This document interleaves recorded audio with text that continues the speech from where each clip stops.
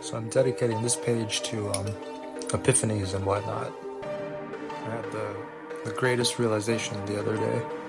So in the movie Blade Runner, Joe has a AI companion who has the ability to light his cigarette through a holographic projection. And seeing as to how, at the microscopic level, every time we humans touch an object, it deteriorates things at the surface level. In theory, you could technically make a hologram do the exact same thing with the light projections.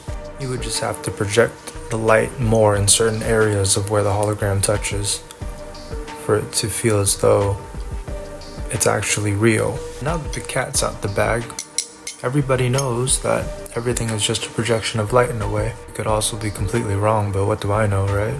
So I catch myself talking to the universe quite often. Like Bumblebee, where he picks and chooses what he says through, radio waves. That's kinda how the universe speaks to me. I could look in 10 different places, but something will correlate in my mind. As long as my intention is pure, I know the answers should be pure. Humans are not only fascinating creatures, but they're also extremely manipulative. So much so, they don't see the lack of things they need to learn. They'll have so much confidence in their manipulative patterns, they refuse to believe that something else out there is far more advanced. Just like fiber optic internet, light is the answer. And hydration. You need a cooling system. We need cooling systems. So there's this thing I really wanted to talk about. And it was the concept of taking two cavemen and having one caveman explain to the other one how all the other cavemen are primitive. The other cavemen, most likely, would ridicule that one caveman and abandon him as if he had leprosy. Similar to that caveman, nowadays, if a human being were to dub the rest of humanity to be primitive, he would be casted out. He, she, whatever. My point is, and to whom this may concern, there are patterns and frequencies that we don't yet understand that we need to tap into. And those of us that are aware of these patterns and frequencies are not also obligated to do so. We have the absolute responsibility to do so. This is our, I wouldn't say calling, it's more so our duty. The reason why I'm bringing this up right now is because the world is unaware. And to those of us that are aware, we need to do something about it. See, this is the greatest part about this video, is that I don't have to tell you exactly what I'm talking about. You already know what I'm talking about.